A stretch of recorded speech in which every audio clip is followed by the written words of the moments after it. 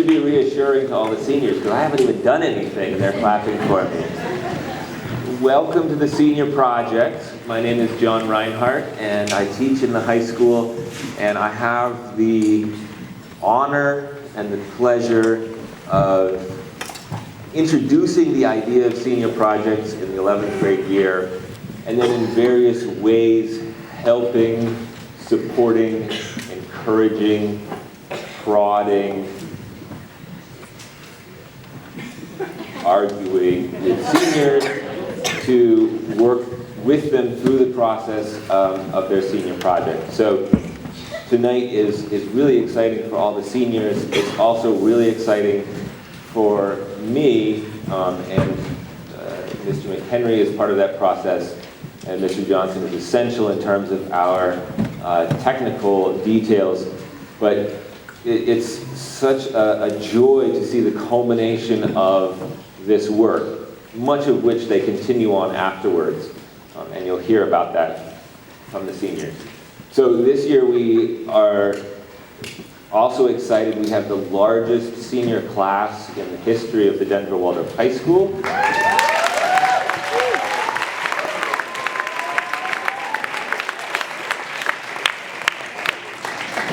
So we have 21 students, and we put a lot of pressure on the students to keep their presentations concise in the interest of keeping the entire program tonight relatively short. So tonight, I think we're set to go on the schedule until about 9:30, and tomorrow night, just as a note, tonight started at 7, tomorrow night starts at 6. We wanted to start a little bit earlier, just so that we don't go quite as late. So take a note of that. If you arrive at 7 tomorrow, we'll be partway through the presentations. I have to write all my notes down so I remember to introduce myself, because I spend the last couple weeks trying to convince the seniors that they really don't need to be nervous. They know what they're doing. They've really done their projects. They just need to tell their stories. And then I have to MC this thing, and I get really nervous, and I can't remember, and I sort of have to write everything down. So I want to remind you all, I just entered the world of smartphones myself. So you silence them, or whatever they do. I think silence is the right term. I'm excited. I downloaded an app on my smartphone, and my wife will attest that I talk about it a lot. It's a super bright flashlight, and it's really cool, and I use it a lot. That's about it. Sometimes comes in handy. Also, there's some snack food at the back of the festival hall, so that afterwards there's a bit of a reception. You can go mingle, talk to the seniors, quiz them, talk to the seniors who are going tomorrow night, and there are a few pictures if you want a little preview of one of the projects coming tomorrow night.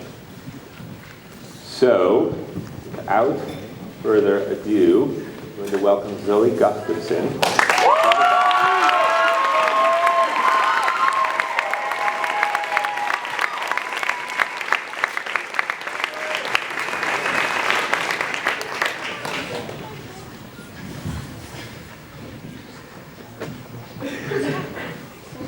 Actually works. Noah? There we go.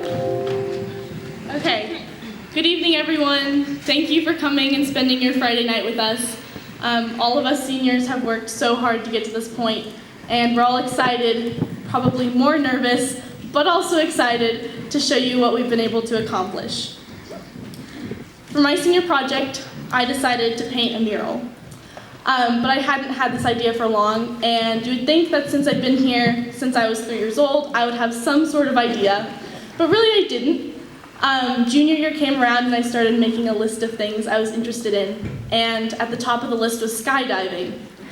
But you can die skydiving. And so I thought, I don't want to be dead for senior projects, so I should probably come up with a different idea. And this idea of a mural just kind of happened one day, and I didn't know why I hadn't thought of it earlier, because I really like painting. I've been doing it my whole life, and I actually took a mural class as an elective last year. And that's kind of different because you have teachers telling you what to do and you have classmates helping you paint. But I really like that everyone can see it on the wall. It's always on display. So I had my idea, I sent my proposal, it was approved, and I thought, wow, that's probably the hardest part. That's done, awesome. Now all I need is a wall to paint and, you know, like a mentor, that'll be easy. Which it kind of was. My dad's an airbrush artist, and so he knows a lot of other artists, and he put me in connection with a man named Matt French, who lives in Seattle and paints murals in Seattle. So I was able to email him throughout my entire project and just ask him questions. Because really I had no idea what I was doing, and I thought I could kind of fake it, but I really couldn't, and I actually did have questions, and I did need a mentor. The next thing I needed was a wall. I live in Wheat Ridge, and I wanted to contribute to my community. And so I thought, how hard can it be to find a wall in Wheat Ridge? So I drove around and took pictures of all the walls I liked, and I decided maybe I needed some organization, and like, who should I ask? Who's in charge of all these walls? And I thought, you know, I'll just ask the mayor of Wheat Ridge, why not? So I wrote an email.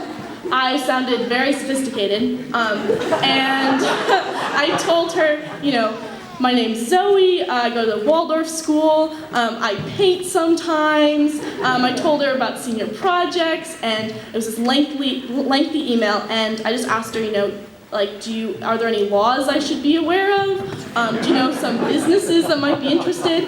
And so I sent the email, and for some reason I was expecting her to reply like right away, because this is really important, right? Like the mayor, like of course she would answer me. But she didn't, and I was so discouraged, and so I basically just copy and pasted the same email, sent it to the city manager, and I was like, well, if he doesn't reply, then maybe I'll just paint on a wall, and maybe it'll be illegal, and maybe that's my project. So I sent him the email, and he responded, and I was so excited, and he connected me with a woman named Britta Fisher, who works with an organization called Local Works, and they strive to make Wheat Ridge a vibrant and sustainable community. And so I had a meeting set up with this lady named Britta, and I was like, yes, I'm making like good time, like this is so great, like I'm gonna finish this project. And I went into the meeting, and I had this box of paintings, and so I kind of like stumble into her office, and I'm not really sure who Britta is, so someone has to find Britta for me, and I just kind of like unload my paintings at her desk, and I probably look scrambled, and she looks at me and she says, you know, these paintings are really good, you could paint a mural. But you need to compile it into a portfolio, you know, you need to look professional. And I was sitting there like, you realize I have like a million main lesson books at home, like I've done a million art projects, how is that gonna fit in one little tiny book? Like, you don't understand. It turned out to be okay, I spent a lot of time on this art portfolio. She also told me that if I wanted to go and talk to businesses, I needed to have like a speech ready, that I need to get in there and get my point across quickly, because they don't have a lot of time. So that kind of stressed me out, because I'm not really good at this whole speaking thing. And I went home and I made my art portfolio, I wrote out a speech, and the first place I decided to go was Wheat Ridge Lanes, which is a bowling alley just like a block from my house. And so I dressed nicely, and I had my portfolio in one hand and a notepad in the other and a pencil, and I sat in my car for about 10 minutes because I didn't want to go in. And I thought, you know, maybe I can do this tomorrow, like, do I even want to paint a mural for my project? Do I have to talk to somebody? I'm a shy person, and I'd rather go out of my way and do it myself than like talk to people. But I pulled it together, got out of my car, I went in there, and I was pointed towards the owner, and his name's Dave, and he's probably 6'4", and at that moment was the most intimidating person I'd ever seen in my entire life. And I was like, has he seen me yet? Can I run out? Like, I can go somewhere else. Like, I'm sure there's other walls. And, you know, I pulled it together, and I went up to Dave, and my speech completely left my head.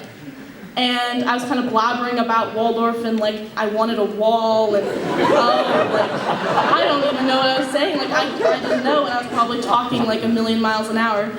And he stops me and he goes, yeah, I'll give you a tour. And I'm like, what?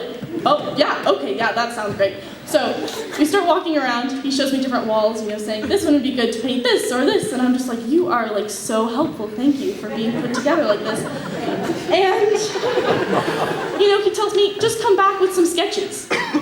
And so I leave the bowling alley feeling oddly confident because he didn't look at my art portfolio, my speech was terrible, I probably looked like a mess, and yet he was still giving me this chance to paint on his wall. So I had to come up with a concept. And the Wheat Ridge Lanes has a car show every Friday night. I'm not a car person, but the bowlers seem to be car people, and I thought this was probably a good idea. I know nothing about cars. I don't even really like cars. I like driving, but I don't really like cars, and I didn't know what to do, but I decided to draw some anyways. And so I took them to Dave, and I showed him my sketches of cars, and we decided on the '57 Chevy Bel Air. And I wanted to paint the bowling alley sign too because I was afraid, what if my car looks terrible? Like I want to have something to show for my mural project. So I decided to paint the bowling alley sign too. So the bowling alley doesn't open till 2 on weekdays, and so I thought, I could come in and start sketching my car at 2 probably, or maybe I could go in on a weekend. But Dave was like, no, I can just give you a key. And I was like, I'm 18 years old, you have no idea who I am, you have a full bar, and you're gonna let me into your bowling alley without anybody there? Okay, that sounds great. And he said, I trust you as long as you don't take my booze. And I was like, okay, that's fine. So I just went in over the weekend, and I started sketching up my car, and I used a projector that I stole from the school. And everything was great, except for I had to learn how to turn the lights myself, figure out the outlets, figure out how to turn on the projector. And bowling alleys are really scary when you're there by yourself, so I thought, if I'm going to be murdered, this is how it's going to be. So I had my sketch up, and I was like, okay, now I just need some paint. So I went to Home Depot, got a bunch of paint, talked to a lot of people about paint, and I went home, and I decided the next morning I was going to set out, and I was actually going to start painting. And so the next morning I get up, and I have probably 5 things of paint, and I'm trying to get out the door in one run, and so I have a lot of things in my hand, and I put down a gallon of paint, and as I try to open the door, I hit the gallon of paint, and it falls all over the landing by my stairs. And it completely breaks open, the entire gallon of paint is on my floor. So as I'm standing there, I can feel the paint soaking through my socks. And I'm thinking, how long does it take to ruin a floor forever with paint? How do you clean up a gallon of paint? So I kind of yelled for my mom, and she comes upstairs and finds all the rags we have in the entire house, and we try to kind of scoop it into trash cans, and I was late to painting that day, and so I had to tell Dave the story, and he thought it was really funny. And, there's still paint on the floor at home, so sorry, parents. So, most of the time when I was painting, no one was there because I liked it when no one was there because I don't really like talking to people about what I'm doing. But sometimes bowlers were there because I had to go after school. And a lot of people talked to me, they wanted to know why I was painting this, or if I could paint their houses, or, where am I going to college, or, a million questions. And, as most great artists have, we all have critics. And so, I was minding my own business, and I was walking up the stairs to go wash my paintbrush or something, and this woman comes up to me, and she doesn't even say hello, she doesn't ask what my name is, she just tells me, my grandson could do a better mural than you could. And I'm sitting there like, okay, sure, okay, why isn't he in here painting the mural then, if he's so amazing? But it was fine, I moved past it, even though I wanted to stop painting altogether because I guess I'm a terrible mural painter. And so I have a few time-lapse videos, hopefully this works, of me painting. Yes, this is just the very beginnings of the car when I just have to block color in.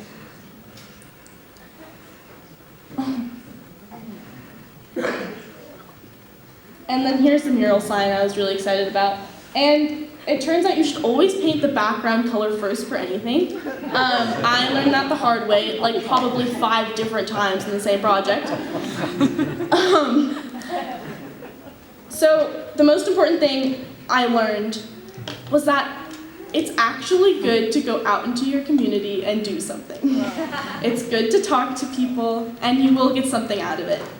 I'm still a shy person, and it was really difficult to talk to all of these people, but I feel so incredibly accomplished.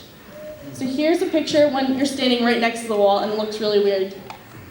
Here's a picture at the very end.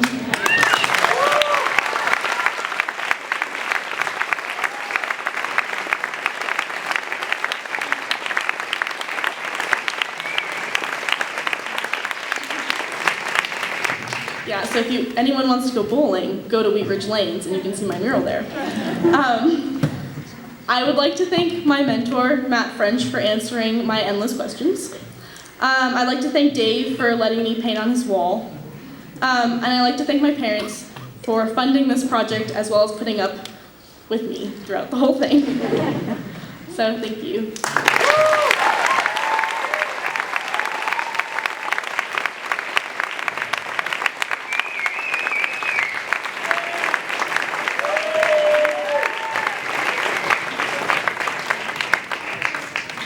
So what's amusing is Zoe came in for her first rehearsal for her presentation, and she was talking about painting this mural at a bowling alley, and I happen to live in Wheat Ridge too, and about a week before, my wife and I thought, let's try taking the kids bowling. They've never been bowling.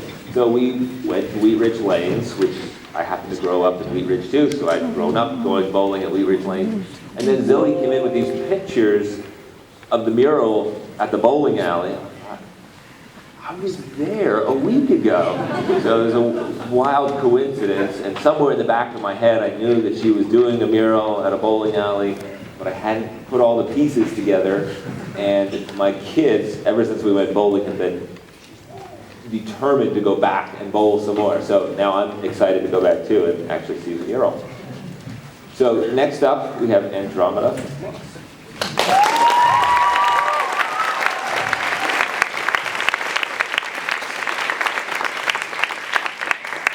Hi. So for my senior project, I took up the challenge of learning how to sing, like perfecting it. We had 80 hours at minimum to complete this project, and I need to tell you that that is not enough time to become a professional singer. I mean, I can tell you that there are noticeable differences, but I'm still gonna have a voice crack. I'm still gonna talk off my breath. You know, I'm gonna lose my breath support. I'm not perfect. And the other day, like this week, I lost my voice. I could barely speak, and I was so afraid that I was going to get here tonight and not be able to sing for you guys, and you just have to listen to a recording or something. And I was really stressing out. And my mom sent me this text in the middle of the day, and she was telling me how it is the human, like, the imperfection of it that really makes this what it is. It is what my project is. And it makes it fun, because not everybody can sing, but everybody can try to sing. And I need to make that what it is. So I need to have fun with it. And so that's what I'm gonna do. Instead of stressing out about it, I have decided this is a fun thing. So my inspiration, there's a lot of it. But the main thing happened in junior year when I was given an opportunity to sing a solo in the senior play, and when I was asked to sing in a band for the middle school dance. I did these things and I was like, wow, this is really fun. I really wanna do this. I need to make it better. So a very good friend of mine and my former voice coach, Scott Merchant, he started teaching me, and he asked, what do you think can come from you learning how to sing? And I told him, I don't know, I want to learn how to sing. And he's like, that's a good idea.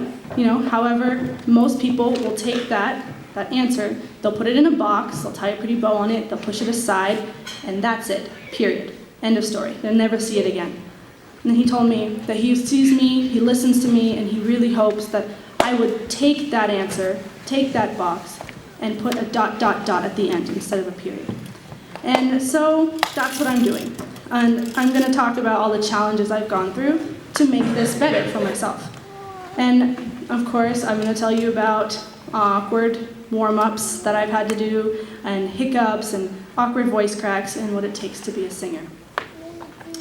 For me, learning to sing has been very personal and very embarrassing, and I'm going to kind of show you why it's embarrassing. I'm going to have Mr. Reinhardt and Mr. McHenry come up here to help me demonstrate something for you. So there are some warm-ups that I would do to expand my ribs, which would allow more airflow in, so that when I sing, I have a clearer tone and steadiness. So one of them was leaning against a wall, and I might sing a scale like nya, or I would have one of them would lay on the ground. The singer would lay on the ground. And the other person would hold me up, which would be my mentor, Kevin Gwynn, and I would sing another scale while doing this for a long period of time. Thank you. So, yeah.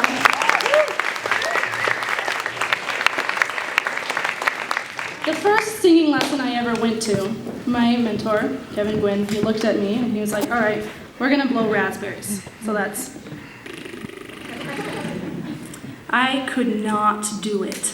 I had such a struggle. I couldn't do it, and I was sitting there staring at him like, you really think that I'm going to do that in front of people? No.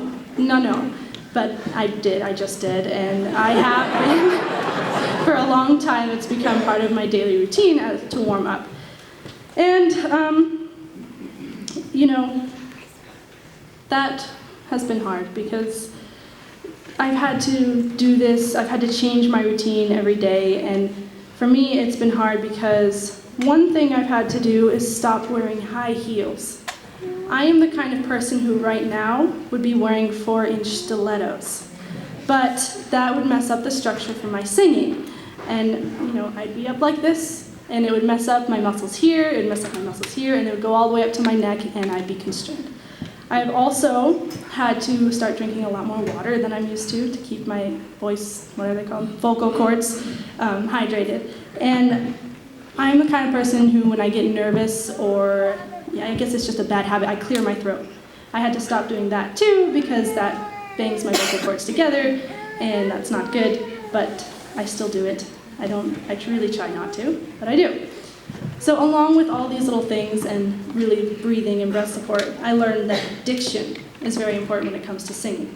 So for example, in the song that I'll sing you guys tonight, it is very important that I say se ben crudele instead of se ben crudele or se ben crudele or something like that.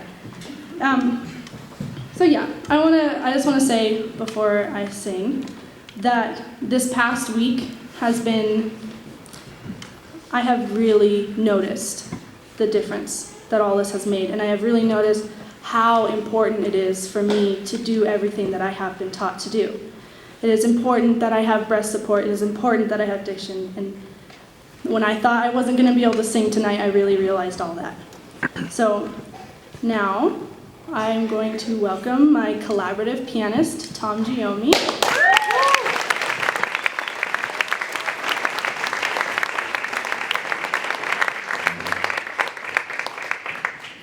We are going to perform an Italian art song from the 1700s called Se ben crudele. It's by Antonio Caldara. And I think they're going to move this stuff so that this is not my way.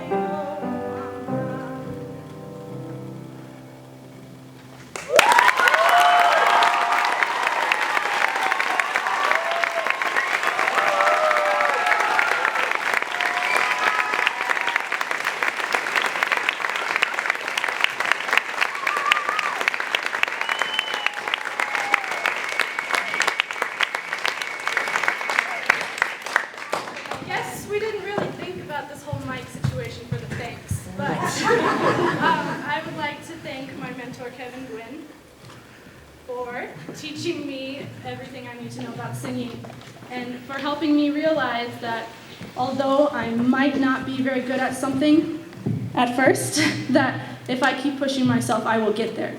And I'd like to thank Tom Giomi for being my pianist. I've known him for several years now, and he's always been there and been very supportive for me.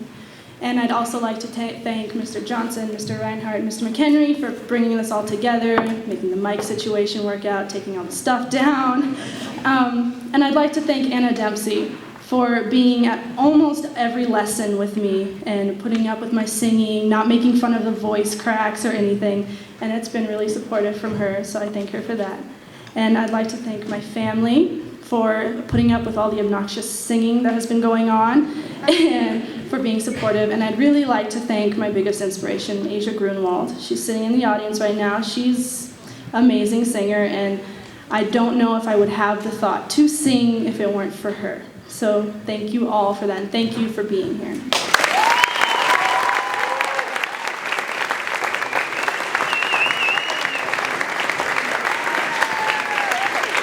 So as you all walked in, probably most of you picked up programs. If you didn't, or if they were out when you walked by, there are a few more there. There's also a piece next to it that's a photocopy out of the Washington Park Profile, which is the local neighborhood newspaper here. And about a month ago or so, they came out with their March issue, and in it there's an article by Sydney Luerk, who is a senior in this class, and it describes the senior projects and a little bit about what they are and why we have them. So it's a bit of an overview from her perspective and partly from interviews that she did. I have something in my eye. Sorry. So if you're looking for a little more information or another perspective on what the grand picture is around the senior project, that's a good place to go. Use your table. Excellent. Aiden needs his table. All right. So there are plenty of copies there, and of course we can get more if you need, or you can go find the Washington Park Profile, which is in various places around the neighborhood, various boxes. So now that we have Aiden's table, most importantly we have Aiden. Here's Aiden Lawrence for his presentation.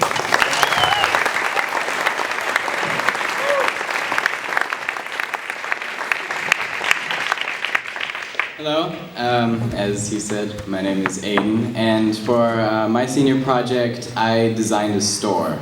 And when I tell most people that I designed a store, they think like I did architecture, like I built a shop. But when really what I did was build what's behind a store, all of the parts that go into making a store.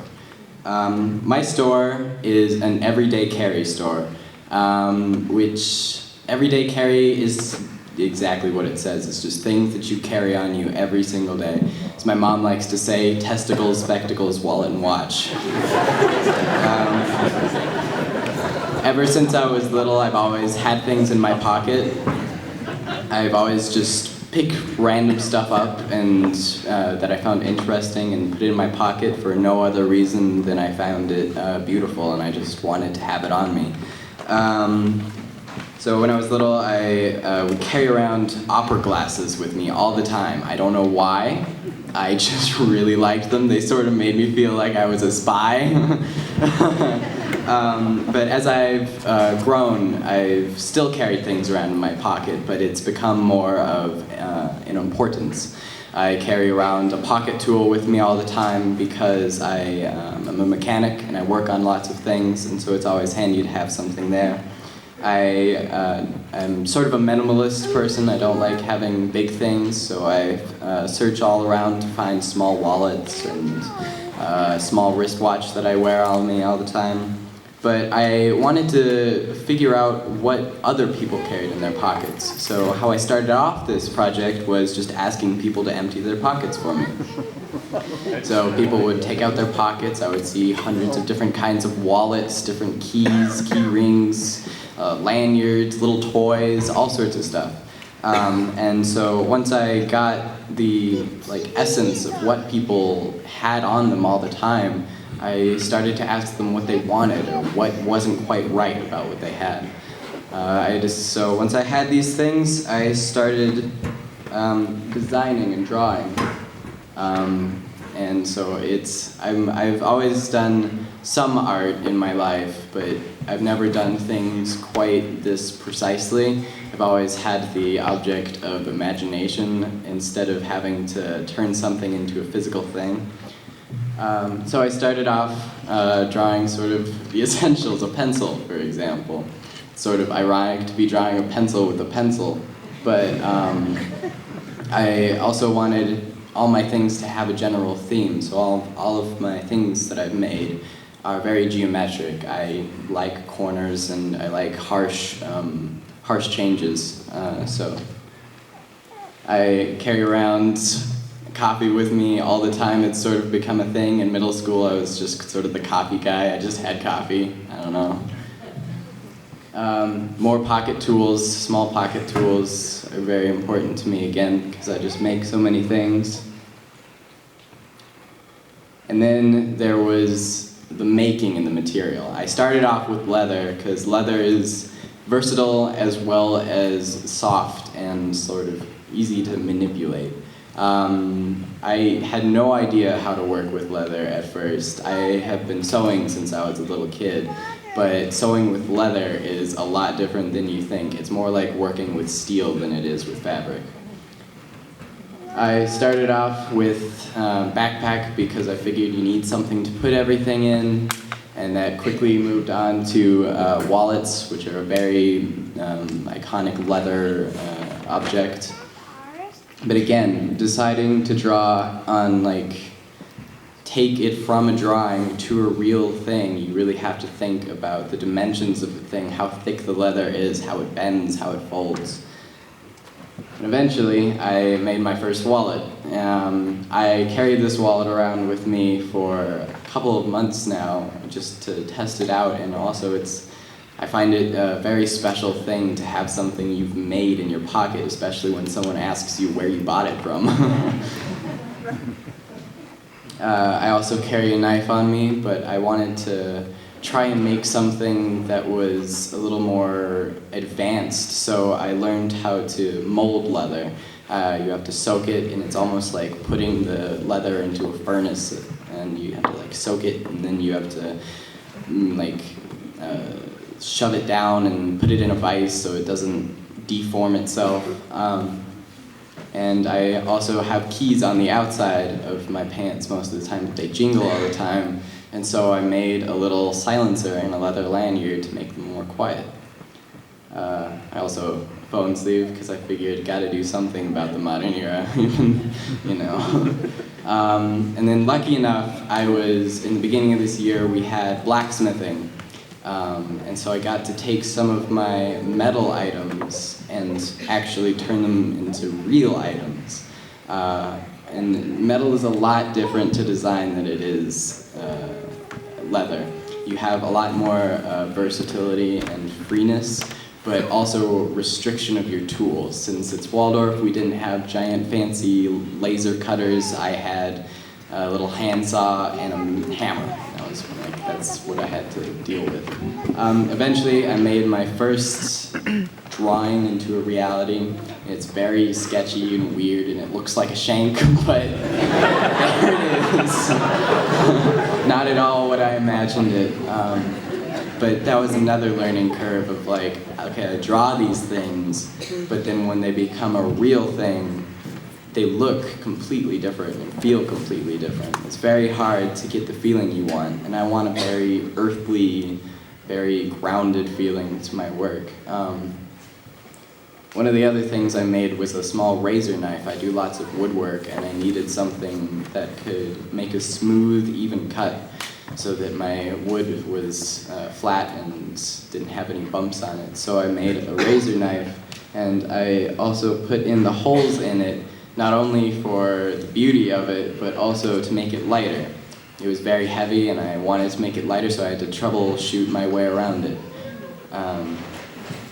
And then there's the modern era. I don't usually carry power bricks on me like I know a lot of people do, or have charger on me all the time. But my parents found a very cool dock in a magazine, and we wanted to recreate it and make it our own little twist. And so we made these little charging docks that you could take to the coffee shop and set up all of your stuff if you're one of those people who likes to make an office in a coffee shop. And then I've always loved working with wood. Stone carving was another block that we had, so I got to dabble in that a little bit. My mentor, Mr. Baker, has taught me all I know about woodworking. I came here in 7th grade and I started off with a very derpy little soapbox. And eventually, after lots and lots of practice and lots of him telling me to look at it again and to make sure it was all exactly how I wanted it, I was able to make finer things. I also have ADHD, so focusing on things is very difficult for me, so I've done research on how I can sort of settle my mind and focus on one thing, and I discovered fidget toys. So I've been working on perfecting them. These are some that I've made. 2 of them are worry stones that you can just rub in your hand, and one of them is a spinner that you can spin. I wear jewelry pretty much every day, and so I got to work on some finer jewelry out of wood, and it was very difficult to figure out how thin I could make something, or how small I could make a hole, or how tough the glue was, or what I should coat it in so it doesn't hurt itself. And now that I have all these products, I needed something to put them under, not necessarily a roof, but an idea. And so I tried to figure out, one, a brand name and a logo. And since my store is sort of more down to earth and very raw material, I chose ragged wood because I've always felt like wood has this very ragged, natural sense to it in the way it twists, and just the way that it just feels earthly. And so I started off drawing lots and lots of logos and changing it and doing different typefaces. My other mentor, my mother, Margaret, she's a designer, so she was really the one who told me to think about it in a different way, draw it again, draw it again, draw it again, until eventually I decided on this tree up in the corner over here. And lots of trees, the big one over there. And then I had to try to get it from a hand drawing to a digital drawing, which is a lot more difficult than you'd think to get just right. And being someone who doesn't really work with computers all that much, I had to figure it out. But with her help, I eventually got it to look like this as the first page. And then I finally had this entire place that I could have all of these materials and all my ideals about what we should carry with us. Now, I wish I could bring this store to life and actually sell the products, but that would take a lot of man hours and a lot of money that I don't have. But I have this place, and I hope one day, and it's sort of a passion of mine, to hopefully one day make it an actual store. So I'd like to thank both of my mentors, Mr. Baker, for teaching me all of these wonderful tricks and tips on how to get things just right while doing a minimal amount of work. And my mentor, Margaret McCullough, for showing me the more ideas part of it and the more technical aspects of design. Thank you.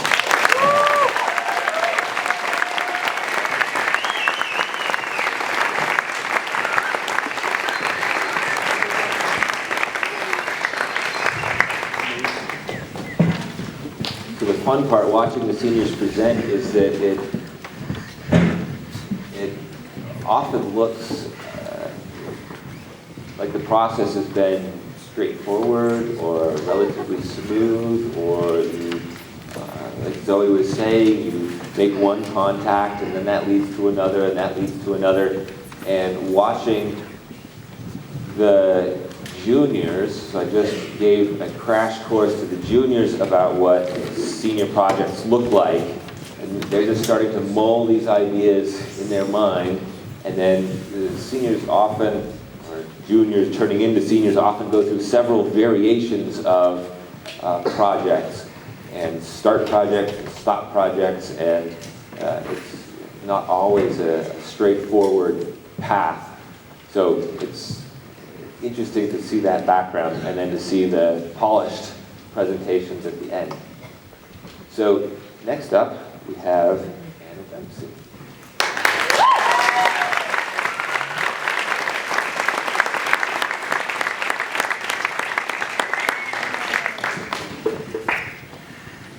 Good evening. I learned ASL, or American Sign Language, for my senior project.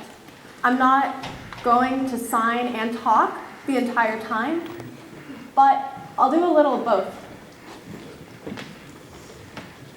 After seeing your first senior project presentations, people start asking you what you think you might do. When I saw them freshman year, there was no way I would have been able to answer a question relating to 3 years from then. So naturally, I told everyone I'd write, because that's all I ever do. By my junior year, I was pretty sure that if I didn't write, I'd find something relating to exercise. When I was in elementary school, I started struggling with body image issues, and I never really came to terms with it. I started running going into my freshman year. I started weight training a year after. I entered figure skating, I tried yoga, and a lot of it was to feel confident in my body. I started micromanaging the food that I ate, and eventually I figured I could use my senior project as an excuse to add another sport into my life. Generally, when I do projects, I plan them out step by step. This is what I'm going to do, here's the end, here's the goal.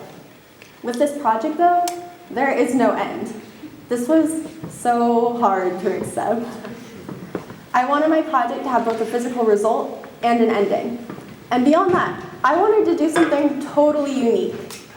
I approached Mr. Reinhardt with a few ideas relating to writing or exercise to see if they'd been done before, and I received a resounding yes each time. It wasn't until I was sitting in a college interview that I came up with the final idea for a project. We were sitting behind a banister, overlooking the sitting area, and my interviewer left for a few minutes. The room was dead silent, and I thought that I was alone.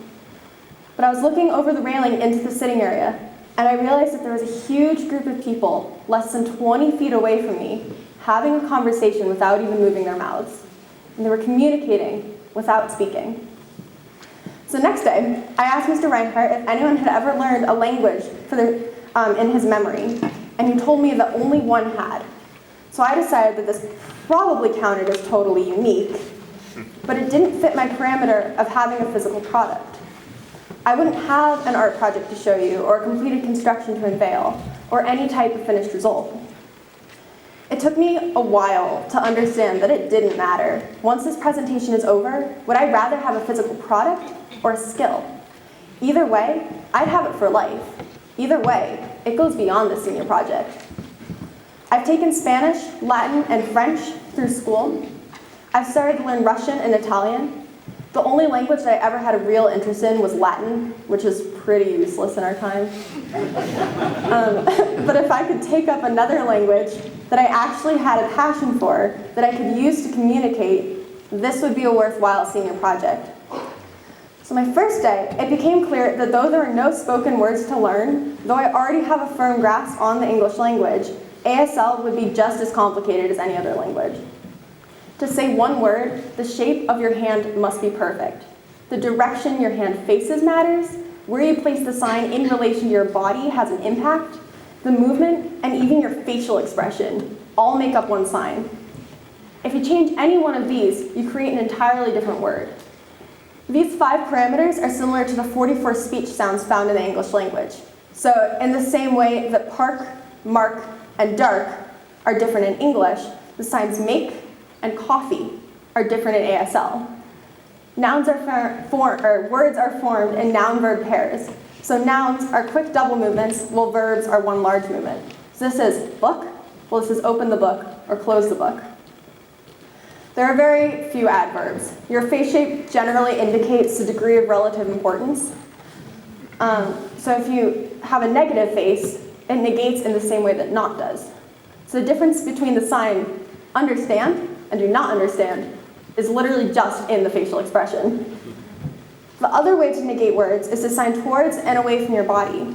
So in general, if a sign moves away from your body, it's a negated sign. So this is no, well this is don't know.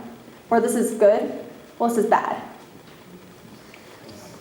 So when we ask a question, our voice either raises or lowers at the end. But if you can't hear, you can't tell if you're asking a question or not. So when we ask a question that involves one of the 5 W's, our voice drops. So where are you going? Or what are you eating? Who is that? So asking any of these, all you have to do is drop your eyebrows. When we ask other questions, on the other hand, our voice raises at the end. So does he have school? Are you okay? For these, you raise your eyebrows.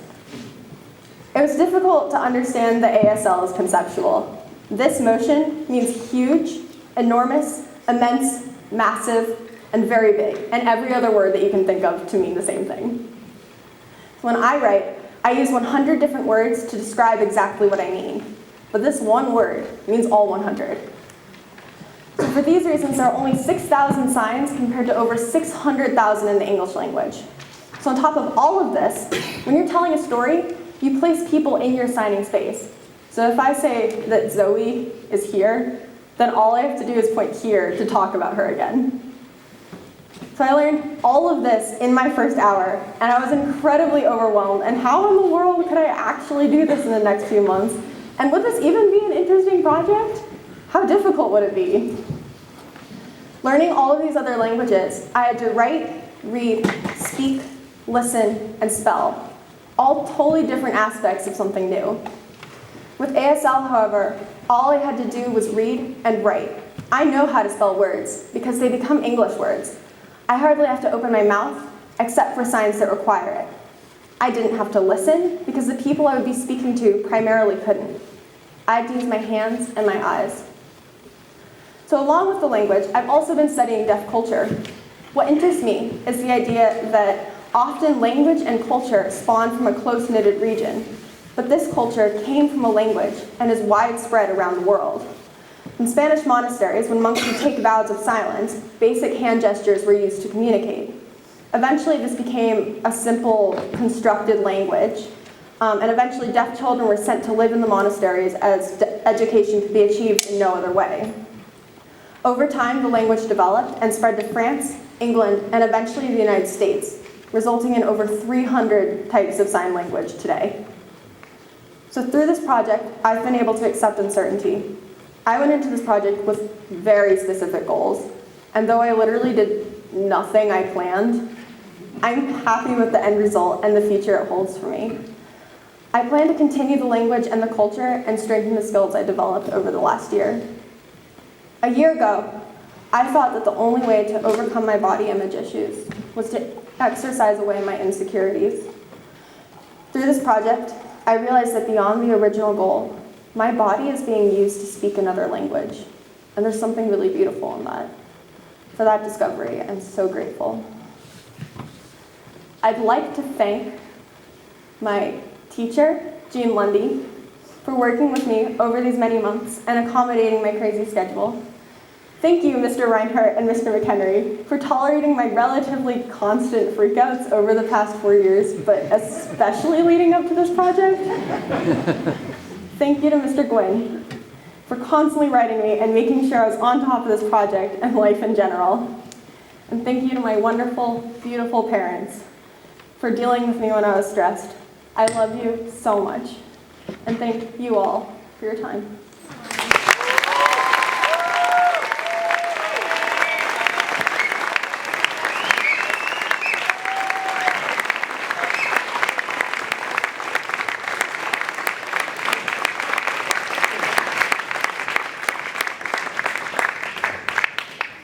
It's fascinating as an English teacher to ponder the varieties of language and what that means. And I've thought a lot about Anna's project as we've gone through rehearsals and talked about her project. I have a neighbor down the street who doesn't speak, and we've tried in various ways to find out if he knows sign language. And apparently he knows his own language. And anytime he sees me, even if I'm getting the kids ready for school, he's really enthusiastic to talk. And so I always try my best. And some of what Anna said really rings true. But I try to understand what he says. And at the last time I had a conversation with him, I think he either told me that he was having a shootout, sort of John Wayne style shootout in Santa Fe, or that there was a biker gang coming to get him later this month. And I really wasn't sure, but I do my best, and I'm always enthusiastic. He's an interesting character. So I have a little bit more to work with maybe after Anna's presentation. So next we have Tin Tran.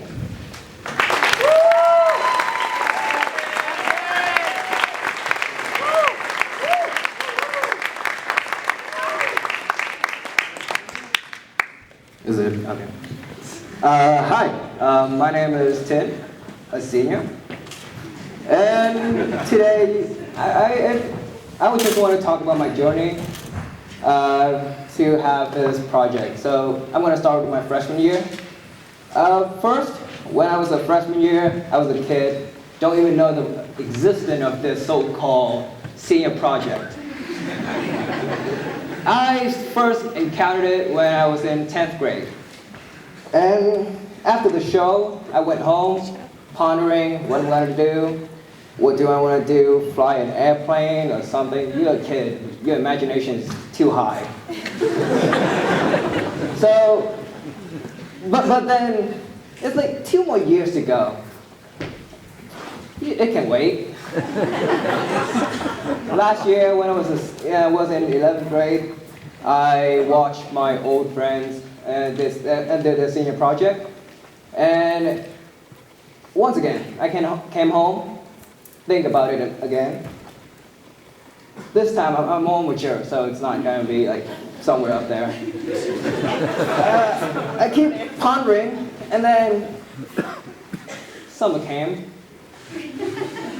So in my senior year, I had nothing in my mind. Not proud. So for our very first meeting with Mr. Reinhardt and Mr. McHenry, it's just me telling them I have nothing in my head. They just feeding me with ideas. So they asked me if I want to help with international students, help them be more confident and more socialized when they come here, or I can even help with the charity. So as one good student, you always have to say, yes, I will do it. But of course I never do it.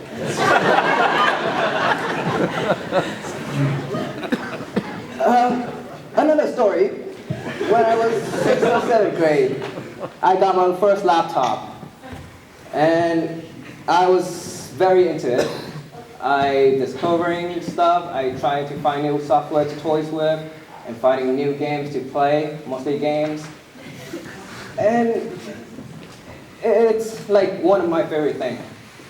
So I came to Mr. Prendergast and asked if he have anything for me. To me, he's just awesome. I mean, back in my old school, every time they block a website, a gaming website, there's always a software to bypass it. And I tell you, when I come to this school, there's no way to bypass it. They always block it.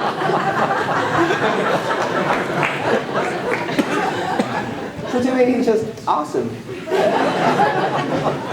I came up to him, asked him, and he said, yeah, I do have a project for you. I mean, I have something to show you.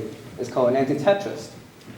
And I work with him every Tuesday and Friday after school.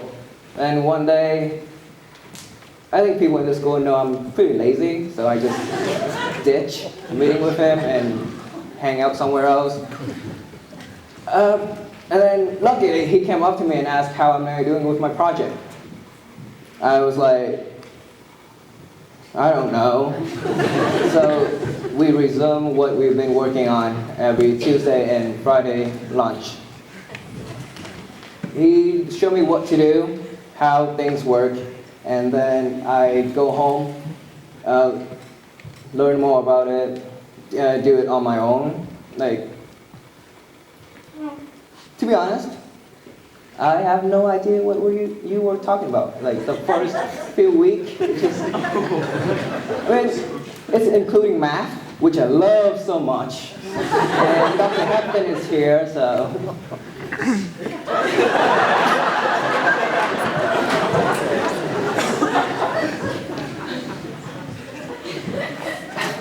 It started with zeros and ones. You combine zeros and zeros to get 1, and combine 1 and 1 to get zeros. I mean, that's not how math works. I mean, at least that was before our Tuesday Chaos binary class. I have to start from nothing. I know nothing about it. I learn and started to understand.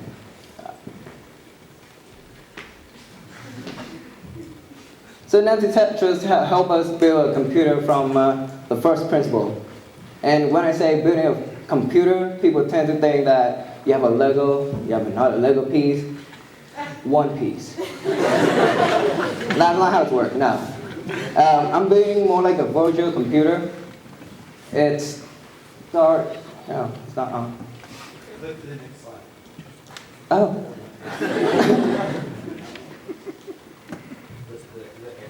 Oh, by the way, that's the binary thing.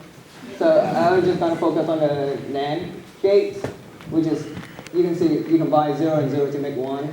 Other things is just different. So each gate have different results. And I'm not gonna go too detailed on that. It's gonna be very confused. These are the basic gates that you can have. And you basically sending information into A's or B's as 1 and 0s, and the gates will combine it, giving you the result. And let's say this is more another way to explain it. So let's say you want to build a house, and the house is your virtual computer. And all you have is sand, and you have to combine the sand together to get a brick. And then you want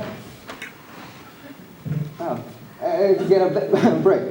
Then you want to build a room to hide under the sun. So you have to build your room. There we go, which is your RAM. So keep building your room, and you will get your dream house. So I would like to thank my mentor, Mr. Prendergast. Thank you so much for introducing and helping motivate me with my senior project. Thanks for spending your free time helping me. Secondly, I want to thank Mr. Reinhardt and Mr. McHenry to help us with this, to deal with us every year, helping us getting this opportunity to try new things and figure out something new. In the hall, whenever I walk past Mr. Reinhardt, he always asks me, how's my senior project? And I was like 60%, 80%, 95%-ish. And I mean, that's helped a lot. Because it's remind you that you have a senior project to work on. And Mr. McHenry, thank you because when you say that on our interview, you barely understand what I'm trying to say, and you still let me come to the US. So thank you very much.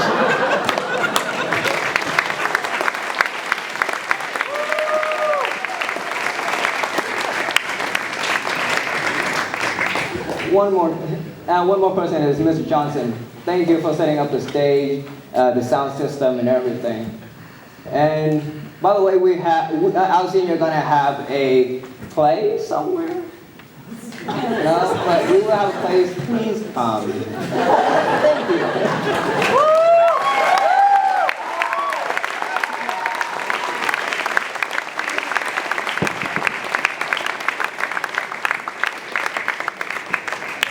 Sorry, one more shout out and I'm done. Thank you, Lori, Daniel, and Papa Daniel for letting me for his type.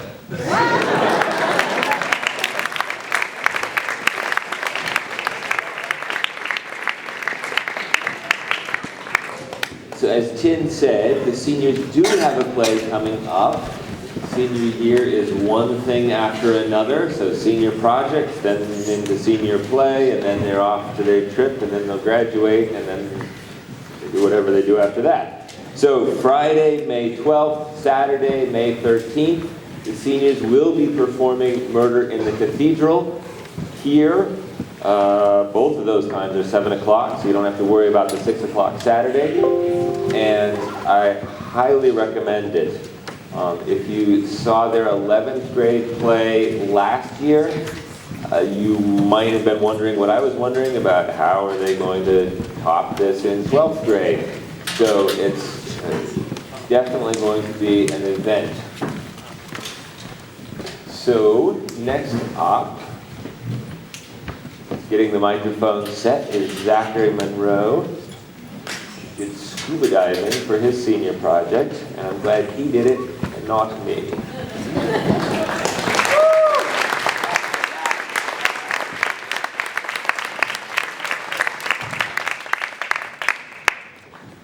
I have never been one for giving speeches. My class knows this very well.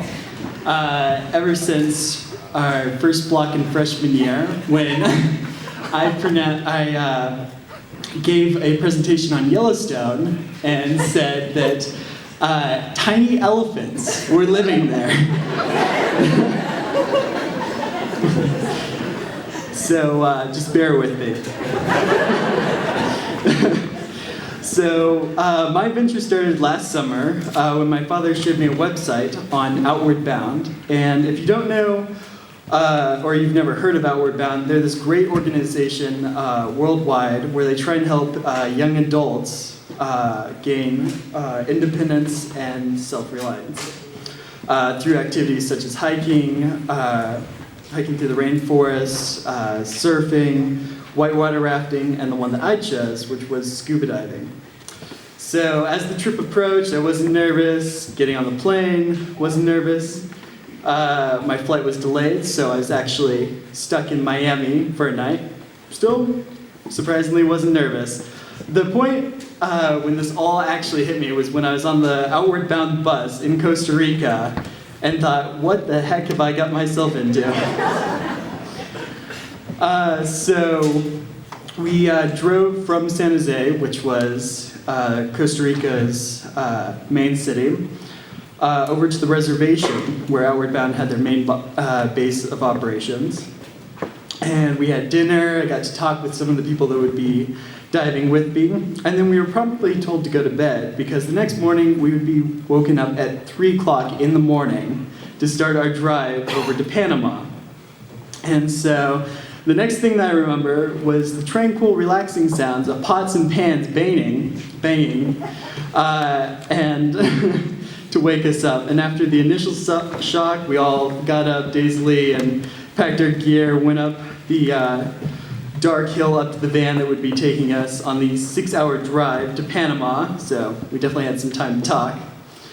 And after passing the border, we came into Bocas del Toro, and we took a small ship to the island of Solarte.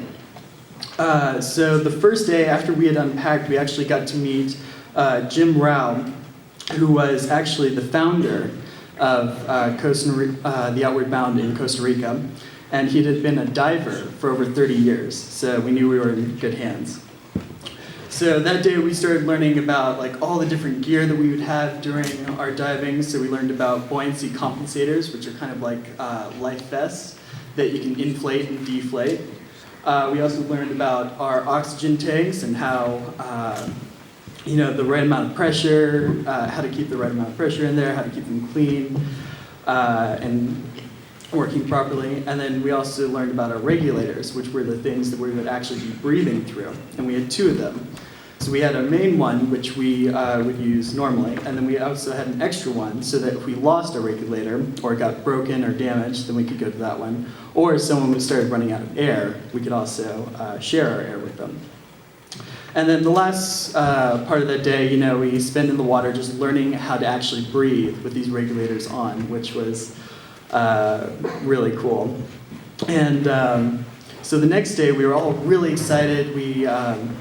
We got to go, after eating breakfast, we went out and we grabbed all our gear and we headed out into the boat.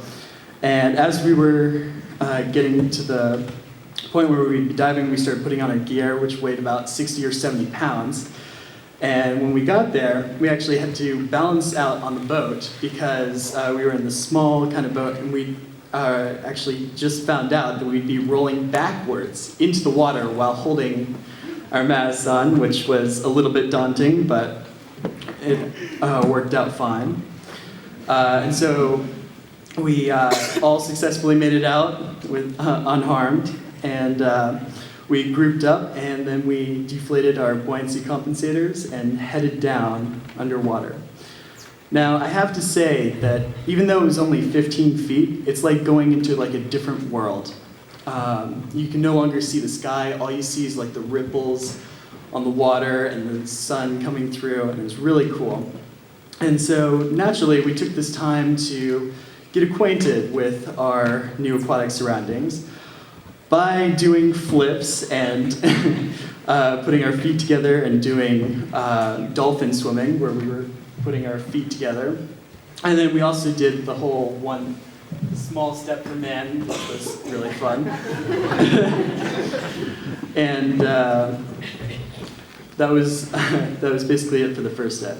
The next day, we got to go out and we went out on the coral reef, which was so cool. We got to see all these different formations of coral that had grown on top of each other and made like these interesting, really cool designs. And that went really well. And then the next day after that, we were going down to 45 feet.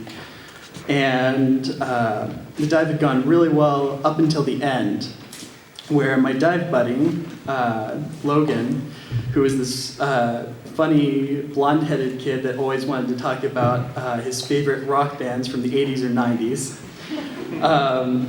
he actually started to run out of air, which was pretty dangerous. So what's supposed to happen in this situation is I'm actually supposed to share my air with him, and we're supposed to make a controlled ascent to the surface. But he actually started to freak out a little bit, and he headed up pretty quickly. And I tried to chase after him, to make him, go slow. But we both ended up going up pretty fast. And the reason why this is so dangerous is because at depth, our bodies trap nitrogen in our veins, and if there's a sudden change in pressure, that nitrogen can actually go straight to our brains, which can be really bad. Luckily, we had already started our ascent. We were only about 15 feet down when we had done this, so the effects weren't that bad. We were both feeling pretty nauseous, and he had a bloody nose. But this actually was like a good reminder that we weren't just doing this for fun, that this actually had some risk involved in it. So we were out of commission for about a day, but we both recovered. We were both totally fine. And this is really good because the next day we actually got to do the shipwreck dive, which I thought was really cool. It was this small ferry that had crashed off the coast. And you could tell it had been there for a really long time because it had like rusted and there's a lot of coral growing on it. And one of the more interesting parts about this ship is, for some reason, someone had decided to put a toilet on the on the top of the ship, which was pretty crazy to see. And some fish had actually made this their home. And I remember one part of that dive very specifically, which was going to the bow of the ship, so the very front. And a lot of the divers were like further away, and Logan was behind me, and I was just looking down at this ship. And I remember feeling like this innate sense of stillness and quiet and tranquility, which was really cool. And then the last night was the night dive, and most people would think that, you know, why would you go at night? You can't really see anything, or anything like that. Well, aside from it just being cool, there were phytoplankton in this bay actually that absorbed sunlight. And so over the day they'd absorb the sunlight, and at night, whenever they touched or moved, they'd actually light up. And so as we were swimming, you could see streams of light actually coming off of our hands and our feet, and any movement would create this really cool like light stream coming off of us, which is pretty cool. And during this time, we were all studying pretty hard because we wanted to get certified. But because we had, because this was like a really quick program, because we had missed some dives when we were feeling sick, we actually weren't qualified to get certified. So right now, I'm actually working on getting certified with Denver Divers here in Denver. And then I have a quick short video to show you, which most of my video was actually corrupted, so this is what I could get from the camera. And there it goes.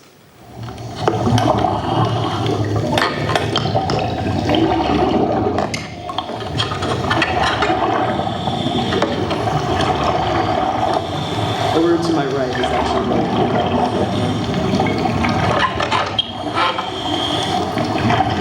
because we're dive buddies, we have to hold hands as we're.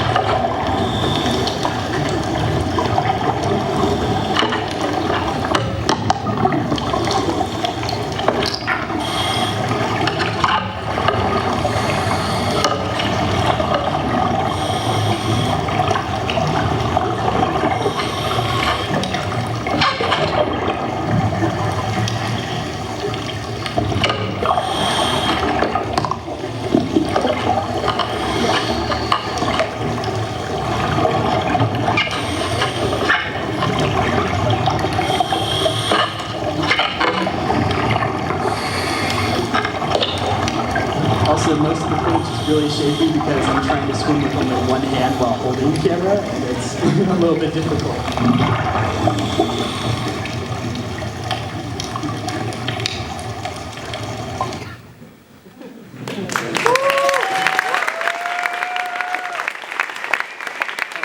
Really quick, I'd like to thank my parents for supporting me and paying for this trip. Thank you for that. I'd like to thank my instructor, Jim Rao. And I'd like to thank my wonderful class for being so supportive. You guys are great. Thank you so much.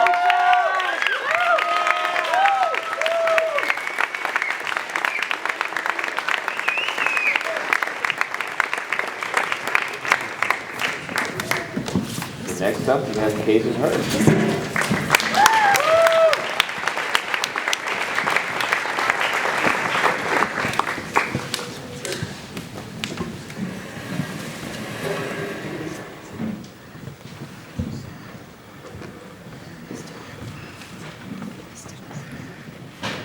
Alright, you guys can hear me, right? Yeah. Okay. I guess I'll probably stand over here. So, my name is Caden Hirsch, and I would like to tell you a story. Yes, it's a story about my senior project, and yes, like most of the senior project stories you've heard in the past, mine starts in junior year. But let me back up a little bit. At the beginning of high school, I wanted to enter the United States military. My original goal was to be a Marine, and then I later thought about becoming a Navy SEAL. And while those dreams and aspirations are still kind of in the back of my mind, they're not really at the forefront of what I want to pursue as a career today. more recently, especially last year into this year, I decided that I still wanted to include service and protecting others as my career, as part of my career, as well as fitness and extreme physical exertion. So I thought of choosing something that was a little bit closer to home and decided to pursue firefighting. Now, at the time, okay. All right, let's try this. At the time, I was thinking about options for my senior project, just like we all were, and I thought what a great idea it would be if I became a volunteer firefighter for my senior project. So I emailed Ashley Gaillot, who is an alum of the Denver Waldorf School. Some of you might know her. She's also a firefighter, and I emailed her. I said, "Hey Ashley, I'm doing my senior project and I want to be a volunteer firefighter." She's like, "Great." And she actually responded pretty quickly, which was surprising. And she said, she listed off a few requirements for that to happen, and the biggest question was, "Are you 18 years old?" And at the time I said, "No."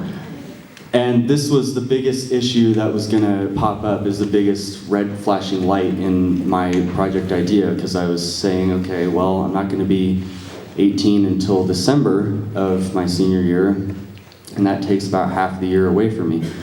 So I started looking at other options, and I remembered back during my junior year, one of my youth leaders, Brian Lee, and I had been talking about possibly starting a fitness program for my youth group at church. And I said, yeah, this would be a great idea, when he first posed the concept to me. And I was interested in it, but I wasn't really ready to put a lot of action towards it and kind of, make it a reality at that point.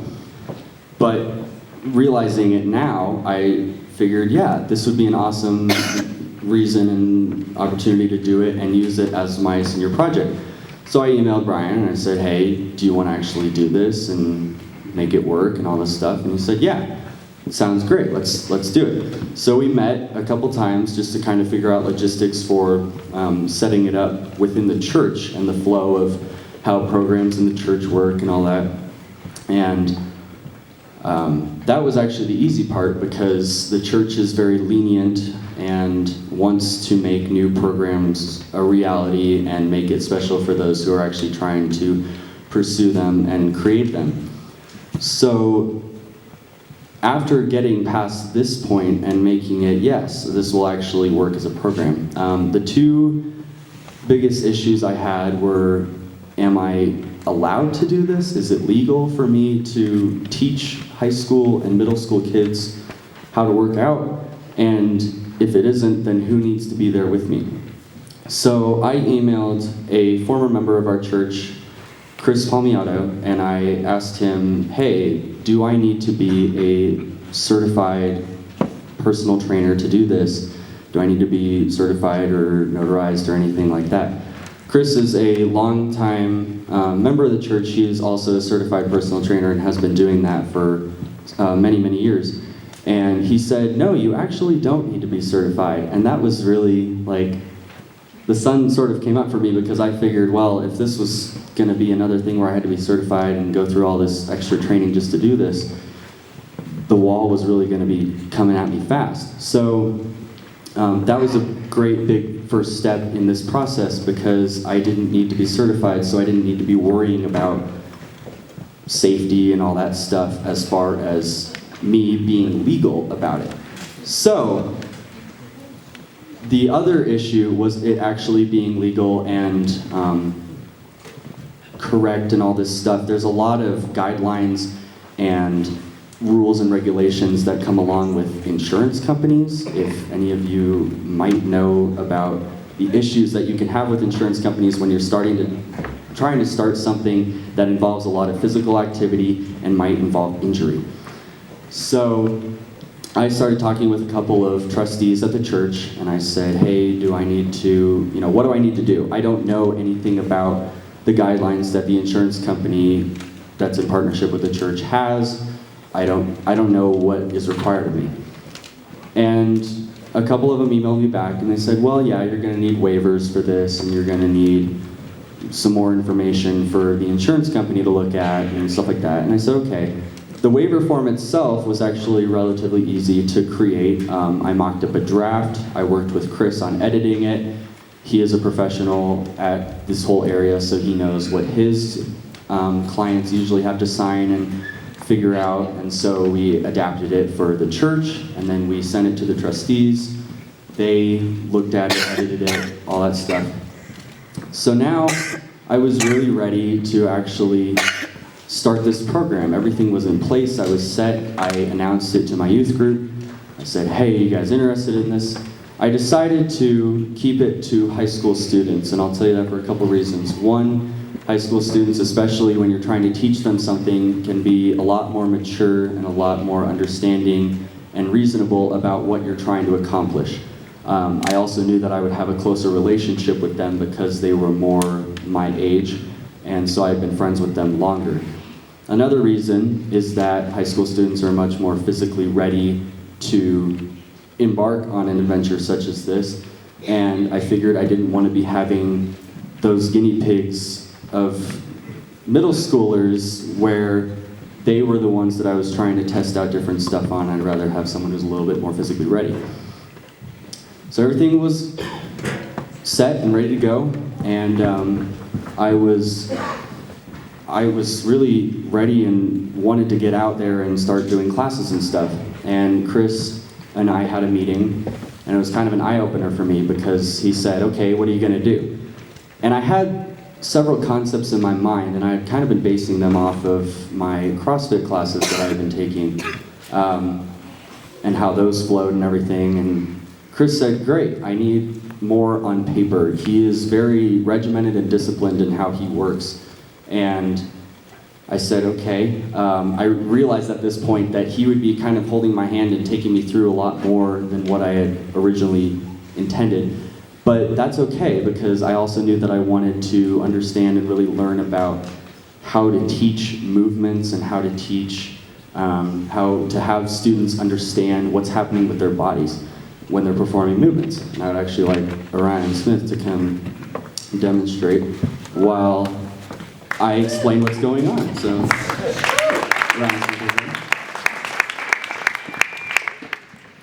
Ryan's going to attempt not to rip his jacket or shirt or anything like that while he performs a push-up. He's going to start in plank position. What happens when Orion's in plank position is that he is what we call activating muscle groups. And high schoolers might not understand what activating means, and I'm talking about in general, I'm not talking about specific kids, but really what we mean by activating is squeezing the muscles. So Ryan is squeezing not only his stomach, but he's also pressing his chest together, he's squeezing his butt, he's squeezing his legs, he's squeezing his arms. Everything is engaged here. So as Orion lowers in a push-up, his biceps are actually taking the eccentric load. So they are controlling how slowly and how much control he has when he is lowering down. He can hold this for a while, not just okay. As he pushes up, his triceps are actually taking most of the load and they're pushing him out of that downward position. His chest is also contracting and he's pressing that together at the top of his movement. Thank you. All right.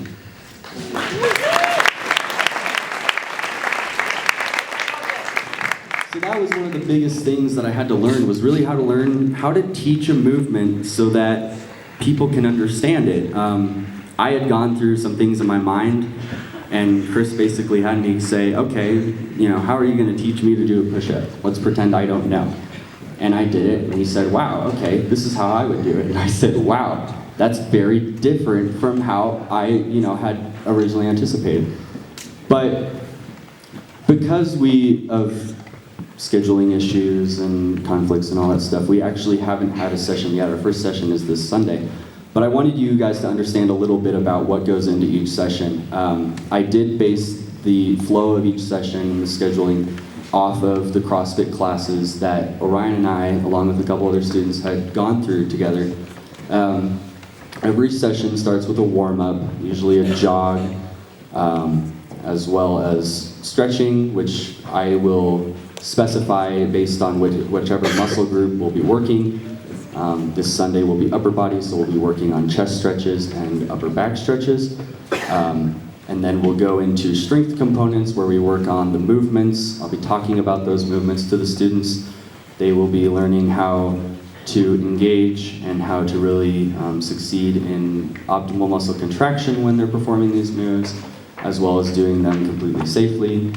Then we'll do the actual workout, which involves both strength and cardio components. They might be doing 5 push-ups and then 10 jumping jacks and then 5 more push-ups and then a plank hold and then maybe some chair dips, something like that. So I really wanted to kind of keep it fun, keep it light, make sure that the kids were having fun, but they were also getting a decent workout out of it. So I would like to thank, first and foremost, my 2 mentors, Brian Lee and Chris Palmiato, neither of whom could be here, unfortunately. I would like to thank my youth director, Cami, for helping me organize this within the church and being very supportive of it and its production. I'd like to thank all my family who was able to be here. I would like to thank my class. Yes, you guys are awesome. And I'd like to thank, obviously, all my teachers, Mr. Johnson, Mr. Reinhardt, Mr. McHenry, for organizing this. And I'd like to thank all of you for coming and supporting each and every one of us in these projects. Thank you.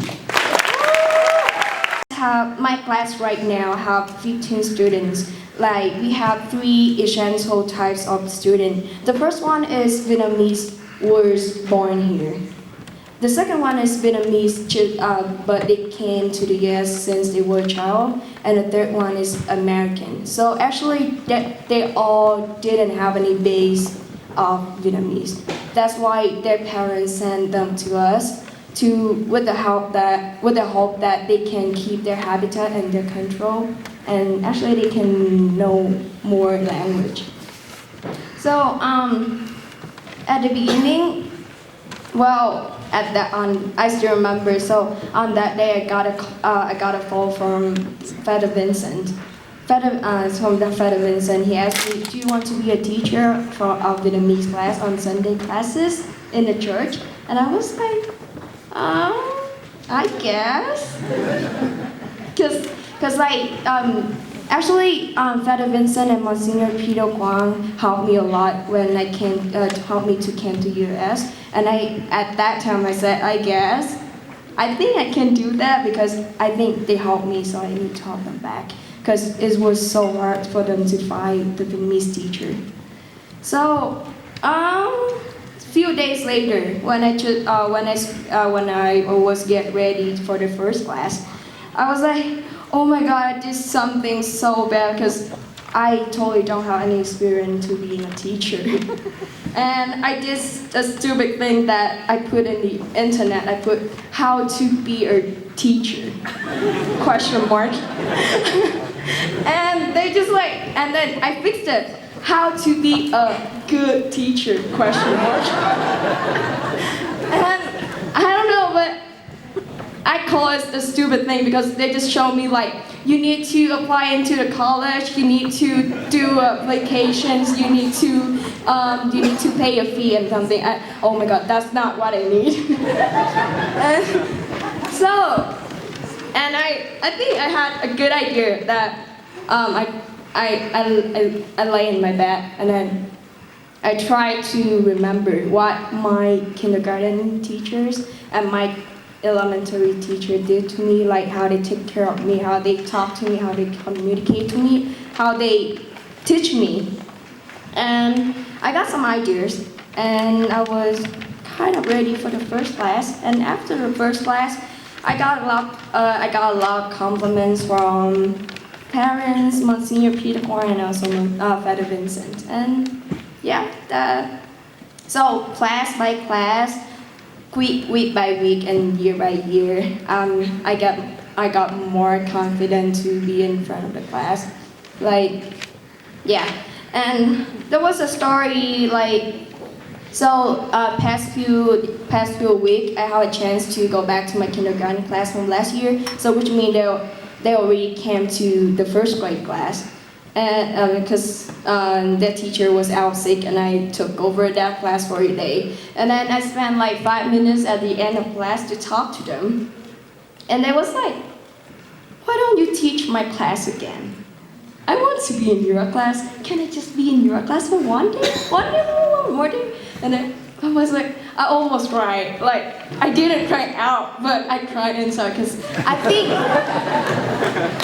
because I can't cry in front of them. I was like, I think nothing happier than for the teacher than the students want to be in their class, right? So,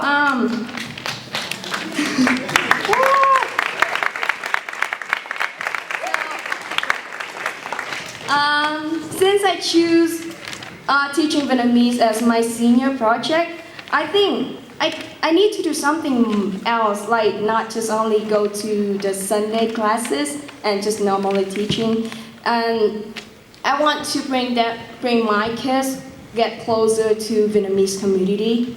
And I talked to Monsignor Peter Quang about make a Christmas play for them to join, because actually Onsen Church have like music show in the Christmas every year. So I just want to make a play and then combine them together so they can involve in Vietnamese community.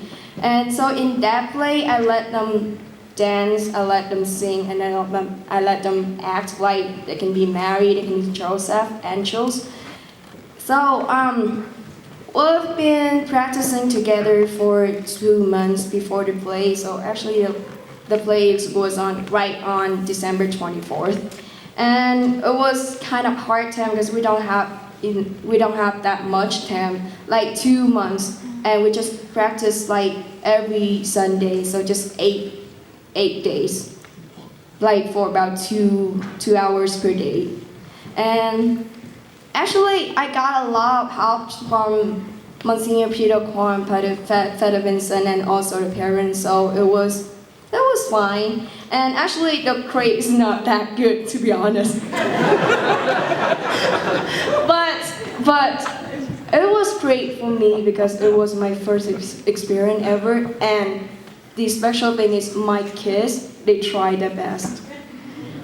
And yeah, actually they got some mistake, and then after the play they just came to me, oh my God, I'm so sorry, I messed it up. I was like, no, it's okay. Like, okay, just go to your parents, and they went, all right, see you later. Okay, and so being a teacher was by chance. Actually, when I like about 7th, 8th grade, I did want to be a teacher. I really wanted to be a teacher, but never mind, I gave up. I changed my mind. So actually being a teacher was by chance, meeting my kids was by chance, and got all of those experience was also by chance. But I'm thankful that I have all of those in a part of my life, and I will keep it for the rest of my life.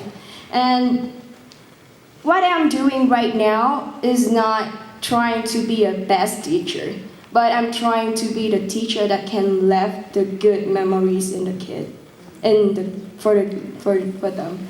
And this is the thing that I always tell them, that I am not your teacher, I am your friend, and I am your partner. I am learning from you, and you are learning from me. As I said, I'm an international student, so I asked them to teach me English, to be honest. So actually, they always fix me during the class. That's the normal thing. They all know it. And so, yeah, first of all, I want to say thanks to Monsignor Peter Quang and Father Vincent to help me to make my dream come true, and to help me a lot. The second thing I want to thanks to my children to be my students. And I want to say thanks to Mr. McHenry and Mr. Rand and her to keep asking me so I can focus on my senior project. Thanks Mr. Johnson to setting up all of those things for me. And this is the thing that I got from my senior projects, that the most important thing that you want to be a teacher is patient. You have to be super uber, I learned it from Dr. Overton. Super uber patient to the kids.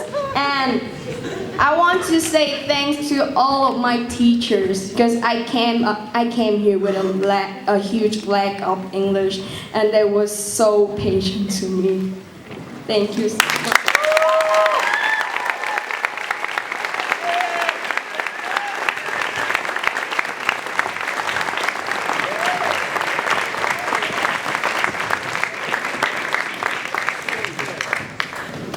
This year I've slowly started to maybe almost accumulate a little bit of Vietnamese, which is just slightly more embarrassingly awful than my Spanish, I'm sorry to say.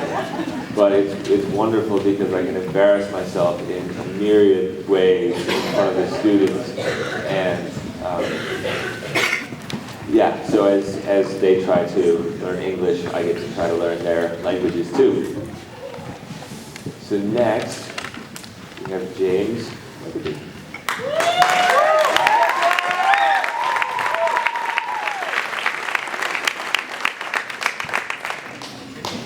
My name is James, as previously announced. What? Oh, okay. Apparently I have to stand closer to the mic.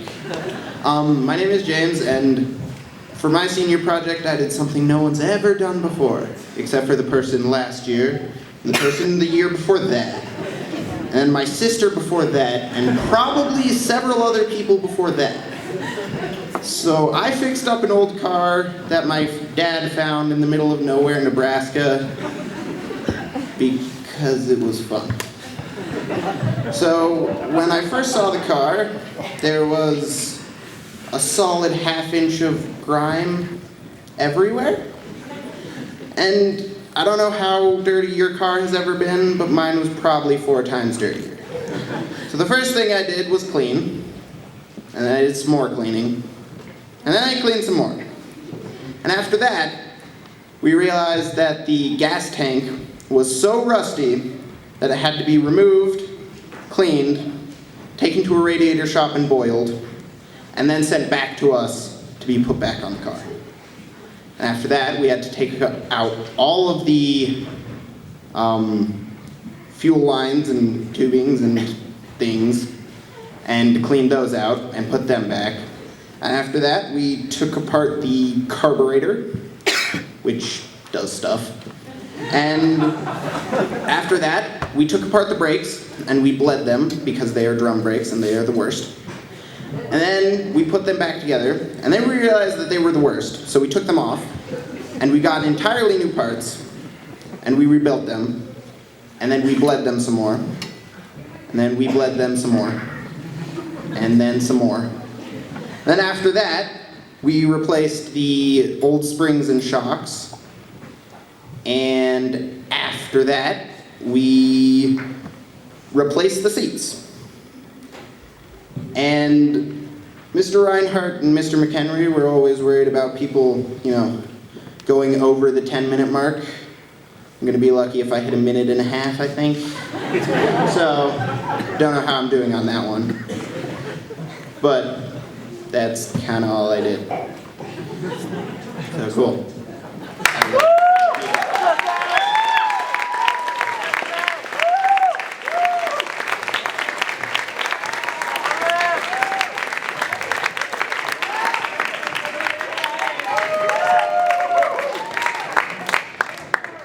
That's a nice lead-in to a run.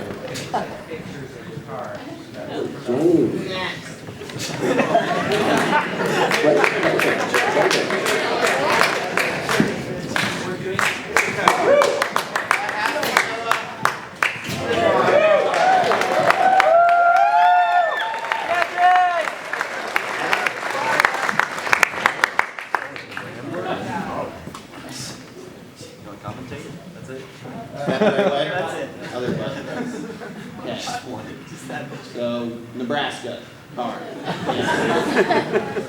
More car. Terribly dirty engine. Parts of brakes. Old brakes. New brakes. Old springs. New springs. Old seats. New seats. Ta-da.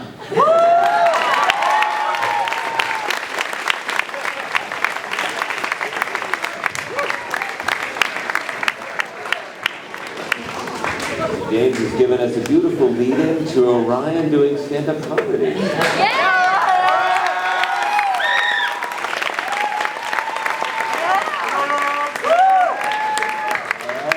All right, yeah, James, I don't know if I can top that. That was masterful. So first, gotta apologize to everyone. I will not be doing any more push-ups. I'm sorry. I know that's why you came. I'm sorry. Also have to apologize for Mr. Reinhardt's no intermission policy. He said, and I quote, "I don't believe in intermissions, but he also doesn't believe in government, so..." Mr. McHenry, I don't know why you let him spearhead this project. Yeah, so, can I switch mics? This one's pretty bad. Yes, you may. Okay, all right. Why it sounds so low. Is this, all right, here, is this on? Is this good? Okay, all right. Nope. Yep. So, I'd like to first express before I get into my project, and I'm sure a lot of my classmates can relate, that this has been the most stressful month of my entire life. Yeah. It seriously has. And you guys need to appreciate that. You know, as a class, we don't have a lot to show, like we don't have a lot of physical things, but just keep in mind that we've all struggled. You know, most stressful month, and I got shingles when I was 15, so I've been through some stuff. Yeah, I know. So I'll tell you all about my experience with stand-up comedy. Take it out of the clip. What? Oh yeah. So I'll tell you all about my experience with stand-up comedy and what I've done for it. This isn't going to be a routine. I'm sorry. A lot of people wanted me to do a routine, but I figured this would better express what I'm doing.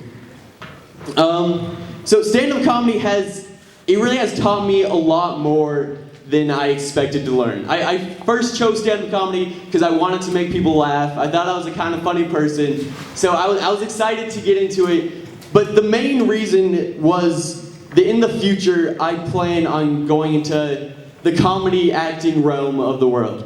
So this was really like a foundational thing in my life, and I was really excited to get into it.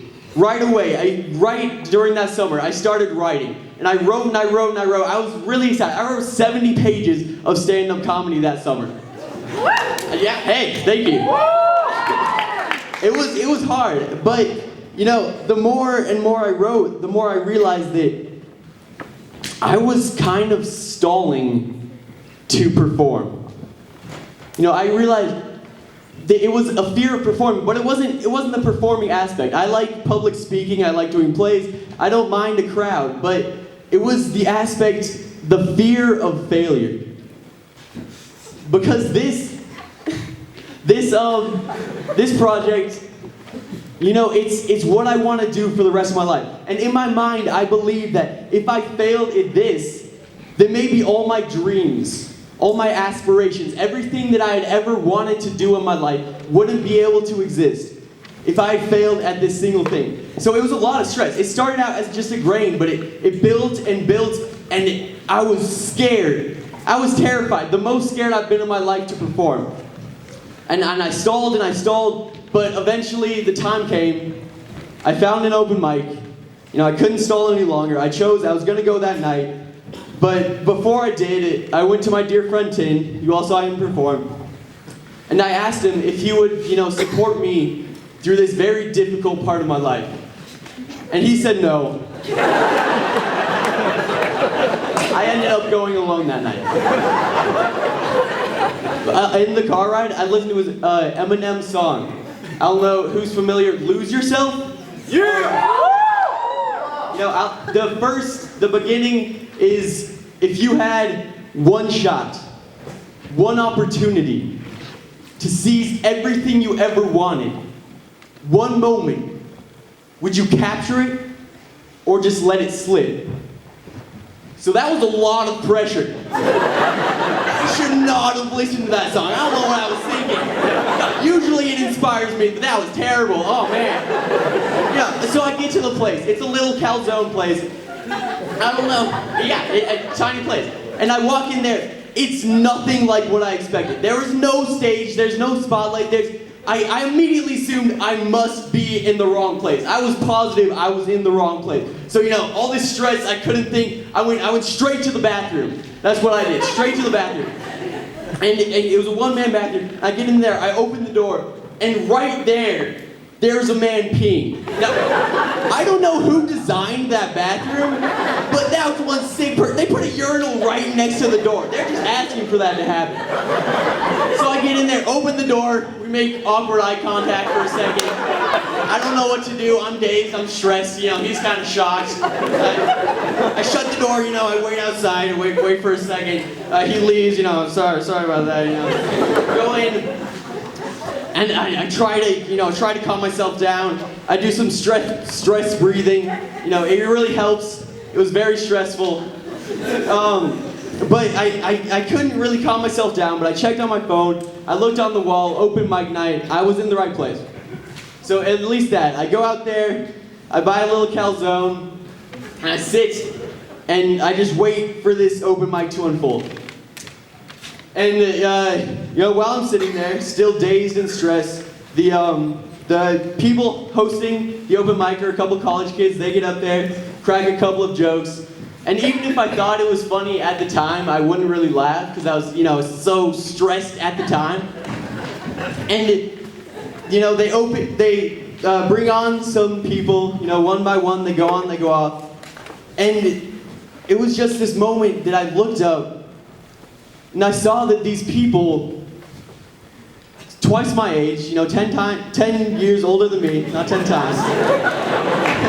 It could be, I don't know. I don't know them, I don't know. Twice my age, doing stand-up comedy, 10 times longer than me, that's 10 times. And some of them, are professional. They do this permanently. They go to Comedy Works and they perform often. And they're going up at this comedy mic, this open mic night, and they are bombing.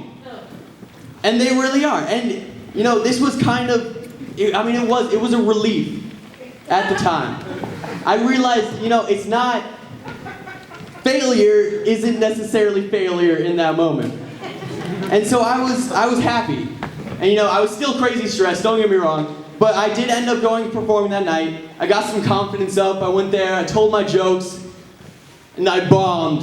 It was terrible. I bombed hard. I bombed so hard you could call me Truman. Educated people, anyone? Yeah. It was bad, and it hurt. It really did. I was really sad after that. I performed a total of 4 times throughout my career of stand-up comedy, which is career. And there were times that were better than others, but the times that I bombed were painful. And they were terrible. At one point I was ready to give up. I was ready to quit stand-up comedy, change my senior project, There's always time to just renovate my basement.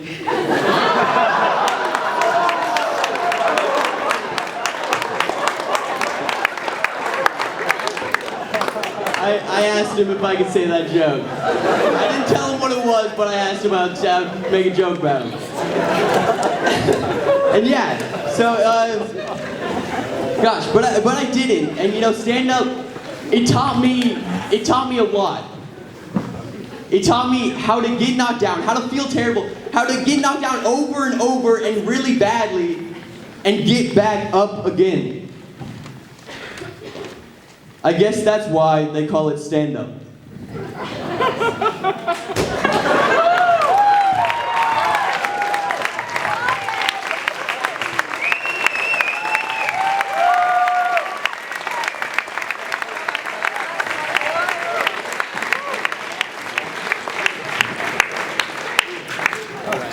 thank you to all the seniors. I'd like to invite the seniors, everybody from tonight, and then everybody presenting tomorrow night up on the stage.